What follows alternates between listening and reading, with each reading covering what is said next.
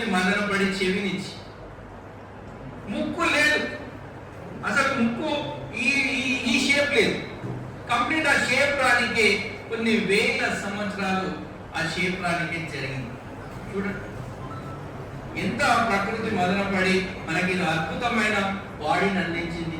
మన ఆలోచన విధానం మనం చూడండి, పూర్వీకులు మన డ్రెస్సింగ్ ఏ విధంగా ఉన్నది, ఆ తర్వాత మనం స్మార్ట్ గా మారుతాం. ఎంత స్మార్ట్ అయితే ఎంత అవకాశం ఉంటే అంత స్మార్ట్ గా మారడానికి ప్రయత్నం చేస్తాం. మనం చూసి అందరు అట్రాక్ట్ అయ్యేటట్టు మన డ్రెస్అప్ అవుతుంది, కానీ మన ఆలోచన విధానం మాత్రం మారట్లేదు. దాని కొరకు మనం ఏం చేయాలి? ఒక రీసెర్చ్ పాయింట్ ఆఫ్ వ్యూ ఉంటే ఏ రకమైన బెనిఫిట్ ఉంటుంది అంటే సమస్యను తొందరగా మనం పరిష్కరించగలుగుతాం. సమస్యను తొందరగా పరిష్కరించగలుగుతాం. సాంకేతిక పరిజ్ఞానాన్ని ఉపయోగించగలుగుతాం.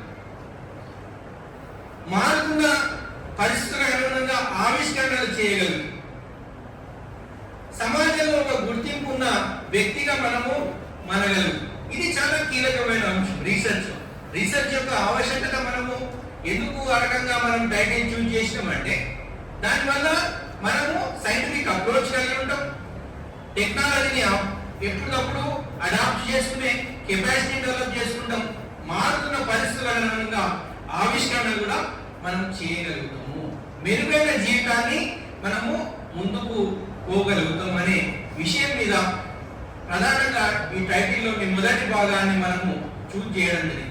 మీరంతా చిన్న పిల్లలు, ఇప్పుడిప్పుడే పెద్ద పిల్లలుగా మారుతుంది. అసలు మీరు స్కూలింగ్ లో ఉన్నప్పుడు ఎంతో శాస్త్ర పరిజ్ఞానాన్ని మనం సమాజానికి అందించే విషయాలు ఎన్నో ఉన్నాయి. ఉదాహరణకు స్కూల్ బ్యాగ్ ని మనం ఒక సైంటిఫిక్ బ్యాగ్ గా దాన్ని తయారు చేసే కెపాసిటీ మనకు ఉంటుంది. మనం దాని గురించి ఆలోచించట్లేదు. పిల్లలు చాలా మంది ఫుడ్ తీసుకొని స్కూల్కి వెళ్తారు.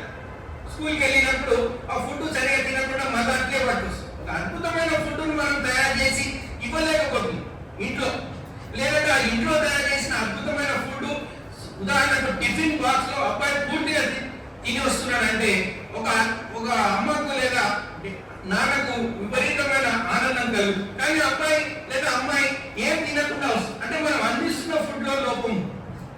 మన బ్యాగ్ ఉంది, స్కూల్ బ్యాగ్ ఉంది, వాడు అమ్మాయి లేదా అబ్బాయి తీసుకెళ్లి మళ్ళీ ఆ నీళ్ళని పోసుకొని మళ్ళీ తీసుకుంటారు. అమ్మ చినిగిపోయింది అని వస్తుంది వాటర్ పట్టి. ఆ బ్యాగ్ ను మనం స్మార్ట్ గా అందించలేదు. అంటే సైంటిఫిక్ గా మనం లేము, ఏదో మోటుగా ఉన్నామంటే ఉన్నాం, సైంటిఫిక్ గా లేదు. ఆ ఆలోచన విధానం సైంటిస్టే తయారు చేయాలా. మనం కూడా బ్యాగ్ మంచిగా తయారు చేసి పిల్లగాన్ని అందించవచ్చు. ఒక మంచి టిఫిన్ బాక్స్ పిల్లగానికి అందించే అవకాశం మనకుంది, అయినా మనం చేయట్లేదు.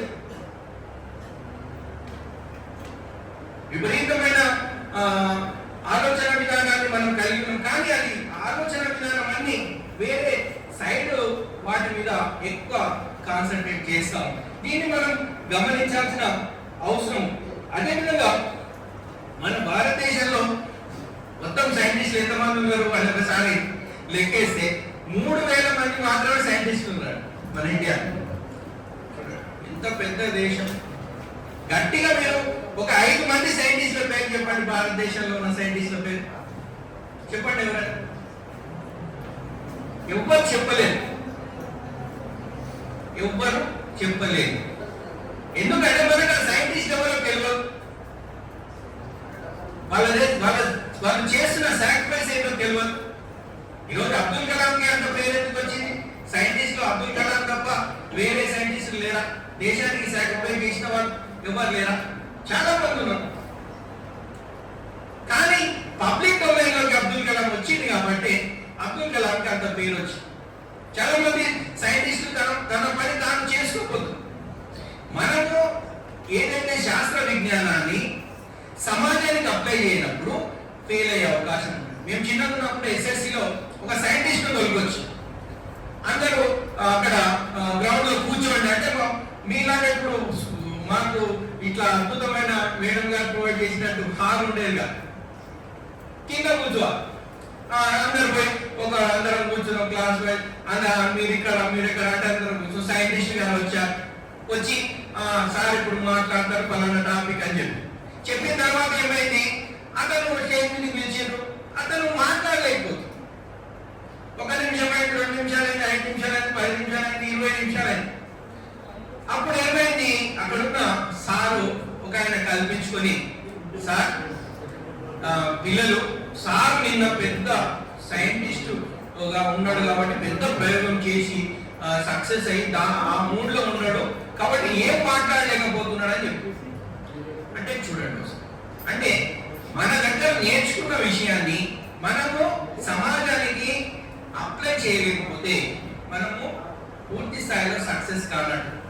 ఈ విషయాన్ని మీరు అర్థం చేసుకోవాలి. మనం ఏదైనా సరే డెలివరీ అనేది చాలా ఇంపార్టెంట్. చాలా మంది ఆఫీసర్స్ మీరు ఒకసారి గమనించండి, వాళ్ళు ఆఫీస్ ముందర వచ్చి పెద్ద గడబడి చేస్తూ ఉంటే ఆఫీస్ కి అక్కడ ఎవరైతే వచ్చిన వాళ్ళను బయటకు వచ్చి మాట్లాడలేని పరిస్థితిలో ఉంటారు. ఎందుకంటే సమాజాన్ని డెప్త్ గా అర్థం చేసుకోవడం విఫలమైంది. సమాజాన్ని డెప్త్ గా అర్థం చేసుకోవడం విఫలం కావడం చేత పబ్లిక్ డొమైన్ లోకి రాలేకపోతుంది. అలా వస్తే వాళ్ళు ఏమన్నా అంటారు, ఏమన్నా ఇచ్చేస్తారు, దాన్ని ఎట్లా సమాధానం చెప్పాలి, సమాజంలో ఉన్న డైమెన్షన్స్ ఏంటివి, వాటిని ఎట్లా అర్థం చేసుకోవాలి దాని మీద మనకు విపరీతమైన పట్టుండ. అప్పుడే మనం సమాజాన్ని అర్థం ఫస్ట్ ఆఫ్ ఆల్ ఏంటంటే మనం ఏ ప్రాంతంలో పుట్టినామో ఆ ప్రాంతంలో ఉన్న మట్టిని పుట్టను ప్రేమించగలిగా, అప్పుడే మనం సమాజానికి కంట్రిబ్యూట్ చేయగలం. అట్లా కాకుండా మనము హైఫైగా ఉండాలి, ఆలోచన విధానం తక్కువ ఉండాలి, శ్రమ తక్కువ ఉండాలి, ఎక్కువ ఫలితాలు రావాలి అని కోరుకుంటే ఏమవుతుంది, మనం విఫలమయ్యే అవకాశం. విద్యార్థులకు విజ్ఞప్తి ఏంటంటే, మనము ఈరోజు మీకు సెమినార్ ఉంది, నేను 130 కిలోమీటర్ల నుంచి నేను 9 o'clock వరకే ఇక్కడికి చేరుకు సార్ వాళ్ళు సార్ అంత తొందర వచ్చేసిన అని అడిగి, అంటే పిల్లలకు ఏదో ఒకటి కంట్రిబ్యూట్ చేయాలి, లేట్ అయితే కష్టం, ఇంకోటి జాతరలు జరుగుతున్నాయి అనే విషయం మీద తొందర రావడం జరిగింది. ఈ రకమైన అప్రోచ్ మనము లైఫ్ లో కలిగి ఉండాల్సిన అవసరం. అదే టైంలో అసలు సమాజంలో రీసెర్చ్ ఎక్కడి నుంచి చేయాలి సార్, ఎక్కడి నుంచి చేయాలి? మనం ఊరు నుంచే స్టార్ట్ చేయొచ్చు. మన ఊరు నుంచే స్టార్ట్ చేయొచ్చు. ఆ ఊర్లో చాలా రకాల అంశాలు ఉంటాయి. ఆ అంశాలు డెప్త్ గా స్టడీ చేయొచ్చు. ఉదాహరణకు దేవాలయం, పెద్ద దేవాలయం ఉంటుంది, ఆ దేవాలయం మీద రీసెర్చ్ చేయొచ్చు. లేదంటే ఒక పెద్ద ప్రాజెక్ట్ ఉంటుంది మన ఊళ్ళో, ఆ ప్రాజెక్ట్ మీద మనం రీసెర్చ్ చేయొచ్చు. మారుతున్న పరిస్థితులను దాన్ని ఎట్లా అప్లై చేయాలని దాని మీద మనం రీసెర్చ్ చేయొచ్చు. అప్పుడు ఏమవుతుందంటే మీరు ఒక అద్భుతమైన వనరుని దేశానికి అందించినట్టే. ఉదాహరణకు ప్రతి ప్రాంతం ఏదో రకమైన వనరు కలిగి ఉంటుంది. జనరల్ గా ఒక ఏరియాలో మనం పోతున్నాం అనుకోండి, అక్కడ ఒక టెంకాయలు అమ్ముతున్నారు అనుకోండి, వడ్డీ టెంకాయలు. జనరల్ గా మన అబ్జర్వేషన్ ఎట్లుండాలంటే అక్కడ టెంపుల్ ఉందని అర్థం చేసుకోగలగాలి. రీసెర్చ్ అంటే నథింగ్ బట్ అబ్జర్వేషన్. నేను డాక్టరేట్ అడ్మిషన్ తీసుకునేటప్పుడు మా ప్రొఫెసర్ ఒక ఆయన కండిషన్ పెట్టి, నీవు ప్రతిరోజు నన్ను కలవకపోతే నీకు అడ్మిషన్ ఇవ్వను. ప్రతిరోజు కలవడం, ఆయన ఆ రోజు కలిసినామనుకోండి, ఆ రోజు ఏదైనా గైడ్ చేస్తే చేసేవాళ్ళు, లేకపోతే లేదన్నాడు. అంటే రీసెర్చ్ అడ్మిషన్ ముందు సినాప్సిస్ అనే ఒక ప్రక్రియ ఉంటుంది. ఆ ప్రెజెంట్ చేయాలి, ఇంటర్వ్యూ ఫేస్ చేయాలి. ఆ సినాప్సిస్ కూడా మనకు కరెక్ట్ గా రాసే పరిస్థితి లేదు. రాస్తే కూడా గైడ్ యాక్సెప్ట్ చేయాలి. ఆయన యాక్సెప్ట్ చేస్తేనే, లేదా ఆమె యాక్సెప్ట్ చేస్తేనే అది ముందుకు వెళ్ళే పరిస్థితి ఉంటుంది. కాబట్టి బాగా టెస్టులు పెట్టారు. ఒకవేళ మనము రీసెర్చ్ చేసి ఆ సినాప్సిస్ ఇంటర్వ్యూ అటెండ్ అయినా, అక్కడ ఉన్న ఇంటర్వ్యూ బోర్డు వాళ్ళు కూడా సినాప్సిస్ నుంచి చింపి పాడేసి, ఏం రీసెర్చ్ చేసినాం, పనికిరాని రీసెర్చ్ అన్నాడు. అప్పుడు మనము కోపగించుకొని ఎమోషనల్ కాలుతున్నాడు. సమాజం అనేది ఒక టిపికల్ గా ఉంటుంది. మనము కోరుకున్నట్టు అందరూ స్మార్ట్ గా, అందరూ మనం ఎట్లా అనుకుంటామో అట్లా మనకు మారిపోయి ఉండరు. వాళ్ళ వల్ల జీవన విధానం, పుట్టి పెరిగిన వాతావరణాన్ని బట్టి వాళ్ళ యొక్క లైఫ్ స్టైల్ ఉంటుంది. కాబట్టి అందరినీ గౌరవించగలగాలి, అందరినీ రెస్పెక్ట్ చేయగలగాలి. ఎలాంటి పరిస్థితులైనా సరే మనము ముందుకు వెళ్ళగలగాలి. ఒక యుద్ధ వాతావరణం ఉన్నది. రీసెర్చ్ చేసే టైంలో ఇంకో రకమైన ప్రాబ్లం వచ్చింది. అడ్మిషన్స్ కు నేను వెళ్ళినప్పుడు ఏమైంది, ఆంధ్ర భోజనం ఉండేది.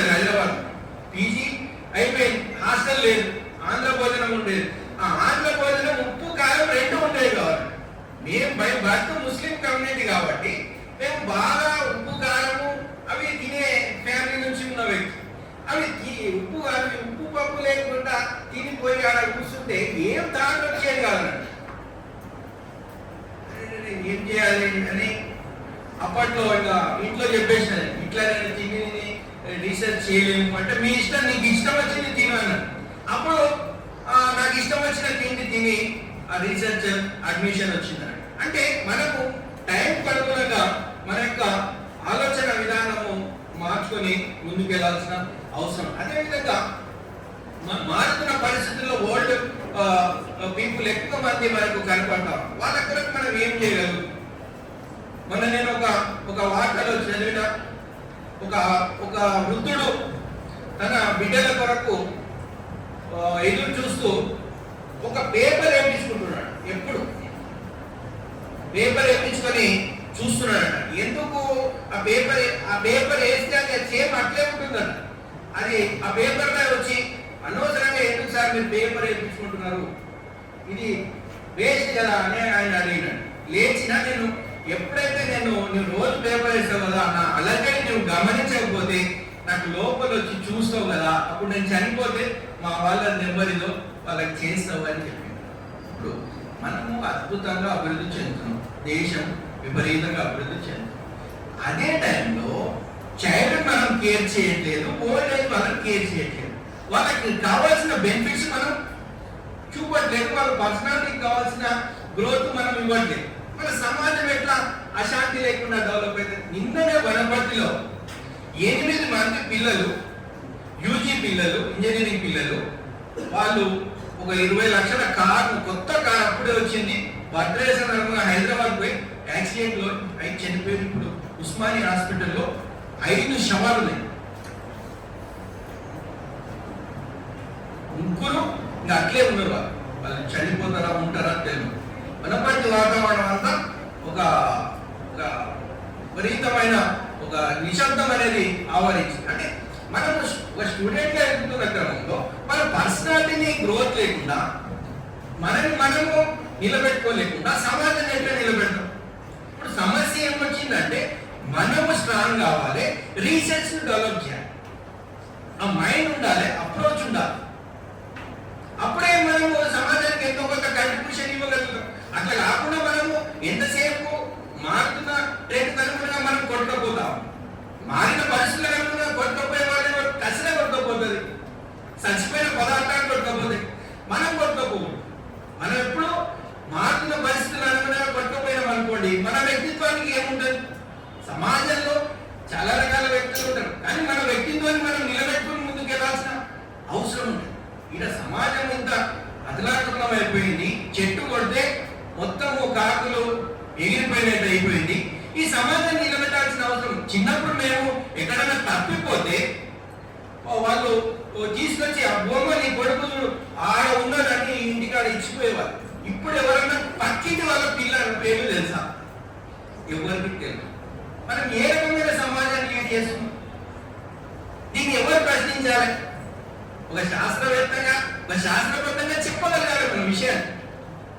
మనం ఏంటి ఒక హిపోక్రసీలో పోతాం, దాన్ని అన్నింటినీ గమనించాల్సిన అవసరం ఉందన్నట్టు. అదే టైంలో ఎన్విరాన్మెంట్ ఇష్యూస్ విపరీతంగా ఉన్నాయి. సైంటిస్ట్ కావాల్సిన వ్యక్తికి ఎక్కువ ఇష్యూలు ఎక్కడ దొరుకుతాయంటే ఎన్విరాన్మెంట్ లో దొరుకుతాయి. పడాంచేరు ప్రాంతంలో 20 ఏళ్ల క్రితం పురుషోత్తం రెడ్డి అని పొలిటికల్ సైన్స్ ప్రొఫెసర్, ఆయన మమ్మల్ని తీసుకెళ్లి అక్కడ ఒక ధర్నా చేయించి, ఏంటి ధర్నా సార్ అంటే, అక్కడ ఎవరైతే మహిళలు ఉన్నారో పెళ్ళైన మహిళలకు గర్భము దాల్చండి. ఏంటి రీజన్ అంటే ఆ ఏరియా మొత్తంలో ఎక్కువ ఇండస్ట్రీస్ ఉండి అక్కడ వాళ్ళకు గర్భం నిలబడండి. ఆయన పెద్ద ఎత్తున ధర్నా చేపించి తర్వాత ఇండస్ట్రీస్ తగ్గినాయి. చూడండి, మహిళకు అన్నిటికంటే గొప్ప ఆనందం ఏంటంటే తల్లి కావడం అనే ఆనందం, గొప్ప ఆనందం. ఆ ఆనందాన్ని మనము పర్యావరణం పొల్యూట్ అయిపోయి ఆనందాన్ని ఇవ్వలేకపోతుంది. మనం తీసుకునే ఆహారం అంతా పొల్యూట్ అవుతాం. ఈరోజు మనం పీలుస్తున్న గాలి పొల్యూట్ అవుతాం. మారుతున్న పరిస్థితులకు అనుగుణంగా ఢిల్లీలో ఈరోజు బతికే పరిస్థితి లేదు, ఆక్సిజన్ పెట్టుకొని నడుస్తా ఉన్నాం. దేశ రాజధాని ప్రాంతం ఈరోజు పొల్యూట్ కి గురైపోయింది, విమానాలు రద్దయిపోతున్నాయి. వీటినన్నింటినీ మనం గమనించాల్సిన అవసరం. ఎంతవరకు మనం మా కాలనీలో 150 ప్లాట్లు ఉంటాయి. 150 ప్లాట్లలో మా ఇంట్లో తప్ప చెట్టు ఎవరి ఇంట్లో లేదు. ఒక్క మా ఇంట్లో తప్ప ఆ 150 ప్లాట్లలో ఆ చెట్టు కొరకు చాలా మంది పొద్దున్నే మేము లేకముందే వచ్చి ఆ కొమ్మలన్నీ పీల్చుకుంటున్నారు. పక్క ఇక్కడక్కడ ఉన్న వాళ్ళు ఏం చేస్తారు, మా దగ్గర వచ్చి సాయంత్రం కొట్లాడతాం. మీ కొమ్మలు అంతా ఆకులు పడ్డాయి, ఎవరికి ఊడవాలి? వాళ్ళు తీసుకుపోయేవారు ఇంతకుముందు రాత్రులు వాళ్ళు ఎప్పుడో ఒకసారి తీసుకుంటారు, కానీ కొట్లాడే మాత్రము రెడీగా. అంటే మనము ఎట్లా అప్లై చేసుకోవాలి? సమాజంలో మారుతున్న పరిస్థితులకు అనుగుణంగా మనం మారట్లేదు, మన ఆలోచన విధానం మారట్లేదు, ఒక సైంటిఫిక్ అప్రోచ్ లేదు. దీన్ని మనము గమనించాల్సిన అవసరం ఉంది. అదే టైంలో మీడియాలో వస్తున్న మార్పులు చూడండి ఒకసారి. మేము 1997లో డిగ్రీలో ఉన్నప్పుడు డయానా హిడెన్ అని బ్రిటన్ రాజకుమారి చనిపోయింది. అప్పుడు ఎందుకు చనిపోయింది ఆమె అని రీసెర్చ్ చేస్తే ఆమెను మీడియా వాళ్ళు వెంబడించి, ఈ ఎలైట్ పీపుల్ సొసైటీకి ఏముంటుందంటే వాళ్ళ మీద ఎక్కువ అబ్జర్వేషన్ ఉంటుంది. ఆ అబ్జర్వేషన్ ఉండడం వల్ల ఏమవుతుంది, ఆమె మీడియాను తప్పించుకునే క్రమంలో పోయి యాక్సిడెంట్ గురైంది. ఆ యాక్సిడెంట్ గురై ఆమె చౌబత్తుల మధ్యలో ఉంటే ఆమెకు సంబంధించిన ఫోటోగ్రాఫ్ తీసుకున్నారు, కానీ ఎవ్వరు మీడియా వాళ్ళు కూడా ఆమె తీసుకుపోయి హాస్పిటల్లో జాయిన్ చేయకపోవడం చేత ఏమైంది, ఆమె చనిపోయింది. ఈరోజు పరిస్థితి మీడియా చూడండి. ఏదైనా ఒక న్యూస్ ఛానల్లో మనం చూస్తున్నామంటే న్యూస్, దాన్ని మనం కన్ఫర్మేషన్ అనుకోవట్లేదు. ఎందుకు? మీడియాలో విశ్వసనీయత పోయింది. మనం ఎంతసేపు ఆ వార్తలు 4-5 ఛానల్స్ లో చూసిన తర్వాత కన్ఫర్మేషన్ చేసుకోవాలి. దీన్ని అన్నింటినీ మనము గమనించాల్సిన అవసరం ఉంది. అదేవిధంగా మనము ఎంతమంది ఇంటలెక్చువల్స్ తో మనము కనెక్ట్ అయ్యాము. వాస్తవంగా మన ఊర్లో చాలా మంది మేధావులు ఉంటారు, కవులు ఉంటారు. ఎవరితోనైనా మనము మాట్లాడుతున్నామా, వాళ్ళతో ఏమన్నా వాళ్ళు రాసిన బుక్ని ఏమైనా చదువుతున్నామా, వాళ్ళ ఆలోచన విధానాన్ని ఏమైనా పంచుకుంటున్నామా? ఏం చేయట్లేదు. ఫలితంగా ఏమవుతుంది, వాళ్ళని మనం ఇగ్నోర్ చేస్తాం. సమాజానికి వాళ్ళు అందించిన సేవలను మనం మర్చిపోతాం. వీటన్నింటినీ మనము గమనించాల్సిన అవసరం. అదేవిధంగా చాలా మంది రైతు కుటుంబాల నుంచి వచ్చిన వాళ్ళు. ఎంతమంది రైతు కుటుంబాల నుంచి వచ్చిన వాళ్ళు అంటే 90% రైతు కుటుంబాల నుంచి వచ్చిన వాళ్ళు. కానీ ఎప్పుడైనా సరే ప్రతి సంవత్సరము డాడీ లేదా మమ్మీ గిట్టుబాటు ధర కొరకు డిమాండ్ చేస్తాం. ఆ గిట్టుబాటు ధరకు ప్రతి సంవత్సరము డిమాండ్ చేస్తామని ప్రభుత్వం ప్రకటిస్తాము, అది సరిపోవట్లేదు. చాలా సార్లు టమాటా తెచ్చి, ఆ కూరగాయలు తెచ్చి ఆ ధర పలకగా ఊరికే బయట పారేసిపోతాం. ఎప్పుడైనా రైతు బిడ్డగా ఒక ఇండెక్స్ మనం తయారు చేయగలుగుతున్నాం, ఒక రైతు ఇండెక్స్ మనం తయారు చేయగలుగుతున్నాం? తయారు చేయట్లేదు. జొన్నలు ఉన్నాయి, జొన్నలకు ఏ రకమైన సీజన్లో అయినా ఈ రకమైన ధర రావాలి. సజ్జలు ఉన్నాయి, వీటికి ఏ రకమైన సీజన్లో అయినా ఈ ధర రావాలి. బియ్యం ఉన్నాయి, వాటికి ధర ఈ విధంగా రావాలి. రైతు బాగుపడతాడు అనే ఆలోచన విధానం మనకే లేనప్పుడు, మన కుటుంబంలో కష్టపడుతున్న పెద్ద మనిషి యొక్క శ్రమ మీద మనకు విలువ తెలియనప్పుడు వేరే వాళ్ళు ఎవరు ఆలోచన చేస్తారు? దీన్ని మనం గమనించాల్సిన అవసరం. యూనిఫామ్ సర్వీసెస్ ఉన్నాయి, మనకు చాలా మంది మన కొరకు సైంటిఫిక్ గా వర్క్ చేసే వాళ్ళు, మిలిటరీ పీపుల్ కొరకు మనం ఏమైనా చేయగలుగుతాం? మన దేశానికి కొరకు రక్షణ కల్పిస్తా ఉన్నాం. వాళ్ళ యొక్క ఫుడ్ మెరుగు కొరకు, లేదంటే వాళ్ళ డ్రెస్ మెరుగు కొరకు, వాళ్ళ జీవన విధానం మెరుగు కొరకు సైంటిఫిక్ గా మనం ఏమైనా ఇది చేయగలుగుతాం? మన కార్గిల్ వార్ జరిగినప్పుడు చాలా మంది సైనికులు చనిపోయారు. ఏం సార్ అని అడిగితే, అక్కడ ఉన్న వ్యక్తిని అడిగితే ఏమన్నాడంటే, ఏం సార్ చదువుకున్న వాళ్ళు లేరు ఆఫీసర్స్ అన్నాడు. చదువుకున్న వాళ్ళు లేరు కాబట్టి ఎక్కువ మంది చనిపోయే పరిస్థితి ఉంది అని చెప్పి. కాబట్టి వీటన్నిటిని మనము గమనించాల్సిన అవసరం ఉంది. అదేవిధంగా మనము కామన్ మ్యాన్, మనం ఎప్పుడైనా డాడీ యొక్క బాధలను గమనించామా? డాడీ రోజు అతను ఎన్నో రకాల సమస్యలు ఎదుర్కొంటున్నాడు. పిల్లలకు కావాల్సిన చాలా రకాల అంశాల మీద తన జీవితాన్ని సాక్రిఫైస్ చేస్తున్నాడు. ఎప్పుడైనా మీరు మీ ఇంట్లో ఉన్న బట్టలను ఒకసారి అబ్జర్వ్ చేయండి. ఎవరికి ఎక్కువ ఉంటాయి, ఎవరికి తక్కువ ఉంటాయి? చాలా లీస్ట్ డ్రెస్సెస్ మన ఇంట్లో ఉన్న పెద్దవాళ్ళకు ఉంది. వాళ్ళు లేకుండా మనము మనుగడ సాగించాలి. కానీ ప్రతి విషయంలో మనము సాక్రిఫైస్ చేయాలి. డాడీని సాక్రిఫైస్ చేయాలి. ఎప్పుడైనా ఆలోచన చేసినాం? పెద్ద బైక్ అడుగు ఈరోజు చూడండి, వనపర్తిలో జరిగిన ఇన్సిడెంట్ 20 లక్షల బండి ఇప్పిస్తే వాళ్ళ డాడీ అబ్బాయి యాక్సిడెంట్ గురించి ఎంత ఇబ్బందికరమైన వాతావరణం. అసలు మనం ఏ సమాజంలో ఉన్నాం? నేను ఒకసారి మా ఇంటికి ఒక విలేజర్స్ మాకు చుట్టాలు వచ్చి వాళ్ళ అబ్బాయితో మాట్లాడితే అబ్బాయి ఏమంటుండంటే ఆయన ఒక కంపెనీనే తెరుస్తా అంటుండు. వాళ్ళ నాయనేమో జస్ట్ ఒక చిన్నగా అక్కడ ఉన్న బస్ స్టాండ్ దగ్గర డబ్బాలో టైలర్ గా పనిచేస్తుంది. చెప్పిన చిన్న మనకున్న ఆర్థిక పరిస్థితి ఏంటి, మనకున్న సామాజిక నేపథ్యం ఏంటి, సమాజంలో ఉన్న ఫ్లెక్సిబిలిటీ ఏంటి, మరి మీరేమో ఒకటేసారి అంత పెద్ద స్కెచ్ వేసి ఉన్నారు అంటే లేదన్నా నేను ఎట్లయినా సరే ఆ రకంగా వెళ్తాను. ఆ తర్వాత నేను మళ్ళీ ఒకసారి కలిసినప్పుడు 108 సర్వీస్ లో పనిచేస్తాను. ఏమి అంటే అవునన్నా నేను అనుకున్నా కానీ లైఫ్ లో ఏది నేను చేయలేకపోయినా, వాస్తవాలను నేను విస్మరించిన. మనం ఏ సమాజంలో ఉన్నాం, మనకున్న ఆర్థిక నేపథ్యం ఏంది, మనకున్న సామాజిక నేపథ్యం ఏంది, మనం ప్రపంచంలో ఏ దేశంలో పుట్టాం అనే దాని మీద సైంటిఫిక్ అప్రోచ్ ఆధారపడు. సాంప్రదాయబద్ధ దేశాల్లో పుట్టినప్పుడు ఆ రకమైన అప్రోచ్, అదేవిధంగా మోడర్న్ దేశాల్లో పుట్టినప్పుడు ఆ రకమైన అప్రోచ్, బాగా అడ్వాన్స్డ్ దేశాల్లో పుట్టినప్పుడు ఆ రకమైన అప్రోచ్ అవసరం అన్నాడు. చాలా మంది సైంటిస్టులను చంపేసి మీకు తెలుసు. ఎందుకు? సమాజంలో వాళ్ళు సమాజం దాన్ని రిసీవ్ చేసుకోవద్దు అనే ఉద్దేశంతో ఆ సైంటిస్టులను ఆ రకంగా చంపి వీటన్నిటిని మనము గమనించాల్సిన అవసరం ఉంది. అయితే అసలు మాకేం అర్థం, వాట్ ఈస్ వాట్ దాన్ని చెప్తున్నాను. మేమేం చేయాలి అంటే అసలు వ్యాక్యూమ్ ను గుర్తించాలి. ఫస్ట్ ఎక్కడ ప్రాబ్లం, ఇప్పుడు మనకు ప్రాబ్లం ఎక్కడ ఉంది, రీసెర్చ్ ఎక్కడ చేయగలరు అని గుర్తించాలి. మీరు రీసెర్చ్ ఎక్కడైనా మీరు తీసుకోవచ్చు, మీ దగ్గర కెపాసిటీ ఉండాలి. That's all. మీ దగ్గర కెపాసిటీ, పిండి పదార్థం మీ దగ్గర ఉందనుకోండి, అంటే నాలెడ్జ్ మీరు గెయిన్ చేసుకున్నారు అనుకోండి, రీసెర్చ్ ఎక్కడి నుంచి అయినా డిజైన్ చేయొచ్చు. నిరుద్యోగం నుంచి డిజైన్ చేయొచ్చు, నిరక్షరాస్యత నుంచి డిజైన్ చేయొచ్చు, పేదరికం నుంచి డిజైన్ చేయొచ్చు, మహిళల వెనుకబాటుతనం డిజైన్ చేయొచ్చు, పిల్లల సమస్యలు ఇంతకుముందు చెప్పిన దాని మీద డిజైన్ చేయొచ్చు, వృద్ధుల సమస్యలు దాని మీద డిజైన్ చేయొచ్చు, సైంటిఫిక్ గా ఆలోచన విధానం లేకుండా బతుకుతున్న వాళ్ళు దాని మీద డిజైన్ చేయొచ్చు, మోడర్న్ లైఫ్ లో ఏం కోల్పోతున్నామని తెలియకుండా బతుకుతున్న వాళ్ళు దాని మీద డిజైన్ చేయొచ్చు, సాంప్రదాయ లైఫ్ లో ఏం కోల్పోతున్నామని బతుకుతున్న వాళ్ళు దాని మీద డిజైన్ చేయొచ్చు.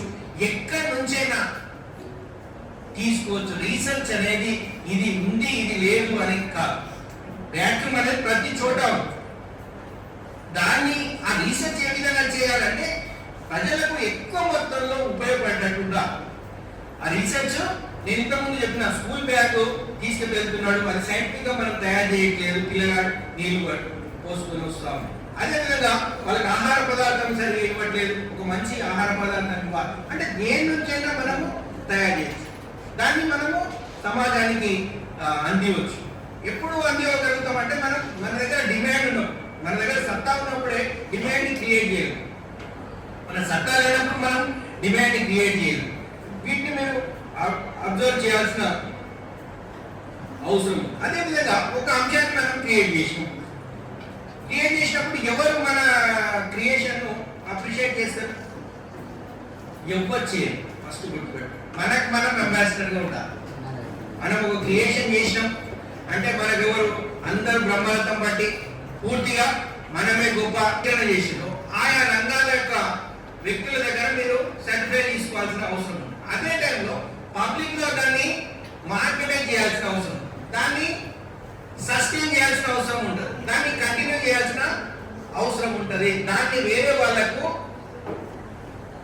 అప్పగించాల్సిన అవసరం ఉంటుంది. ఒక గొప్ప విషయాన్ని మనం కనుగొనం, మనతోనే అది అంతరించిపోకూడదు. గుర్తుపెట్టు. దాన్ని భావితరాలకు అందివ్వాలి. రాజకీయ నాయకులు ఒక ఆయన ఉంటాడు, ఆయన ఎంపీ ఉంటాడు, వాళ్ళ కొడుకు ఎంపీ అవుతాడు, లేదంటే ఎమ్మెల్యే అవుతాడు, మళ్ళీ వాళ్ళ కొడుకు ఎమ్మెల్యే అవుతాడు. ఇది వారసత్వం కాదండి.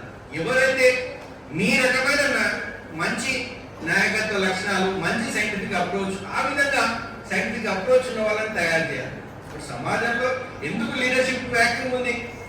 గట్టి లీడర్స్, మనం అట్రాక్టివ్ లీడర్స్ ఫ్రీడమ్ ఫైట్ లో వచ్చి ఆ తర్వాత రాలేదు. ఫ్రీడమ్ ఫైట్ లో ఎంతో మంది అట్రాక్టివ్ లీడర్స్ వచ్చి, అంటే సాక్రిఫైస్ అనేది అట్లా చేసింది వాళ్ళు. కాబట్టి ఒక అద్భుతమైన సాక్రిఫైస్ చేసింది కాబట్టి మనం వాళ్ళని గుర్తుపెట్టు. ఇప్పుడున్న వాళ్ళు అంత సాక్రిఫైస్ చేయట్లేదు, అంత అట్రాక్ట్ చేయట్లేదు, సమాజంలో మార్పులు పూర్తి స్థాయిలో తీసుకురావట్లేదు. కాబట్టి మనం అంతా అట్రాక్టివ్ కాలేదు. మనము మారుతున్న పరిస్థితుల అనుగుణంగా ఎట్లా మారాలి?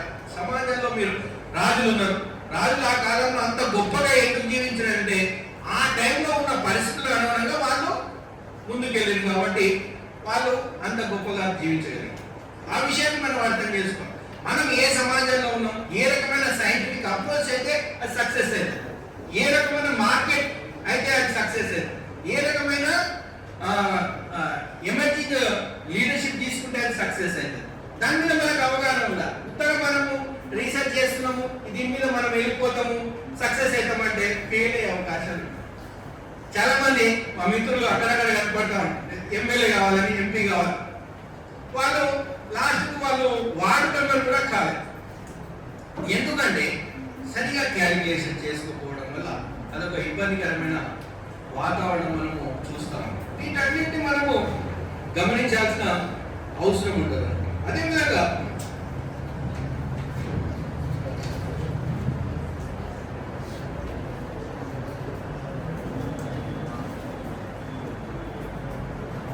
సమయభావము ఇది ఏంటంటే ఇది ఒక ఓషన్ లాంటి, ఎంత చెప్పినా ఇంకా నేను ఒక హాఫ్ డే సెషన్ ఒక్కొక్కరు చెప్పినా ఇంకా మిగిలిపోయే పరిస్థితి ఉంది. రీసెర్చ్ అనేది ఆ రకంగా ఉంటుంది. కానీ ఒకటి మీరు గుర్తించుకోవాల్సింది ఏంటంటే విషయ పరిజ్ఞానాన్ని ఎప్పటికప్పుడు అందిపించుకోవాలి.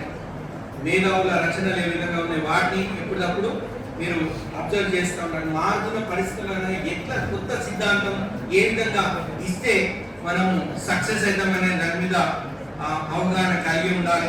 అదే టైంలో మారుతున్న పరిస్థితుల అనుగుణంగా మనల్ని మనం ముందుకు తీసుకెళ్లాల్సిన అవసరం ఉంది. దీనికి సంబంధించిన స్లైడ్స్ కూడా నేను చేసిన. లాస్ట్లో మీరు ప్రోగ్రామ్ అయిపోయిన తర్వాత సర్టిఫికేట్స్ డిస్ట్రిబ్యూషన్ ముందు నేను కొన్ని స్లైడ్స్ చూపిస్తాను. ఈ అవకాశాన్ని ఇచ్చిన ప్రిన్సిపల్ మేడం గారికి, అదేవిధంగా కళాశాలకు ఇచ్చేసిన మిగతా అధ్యాపక బృందానికి, విద్యార్థులకు ధన్యవాదాలు.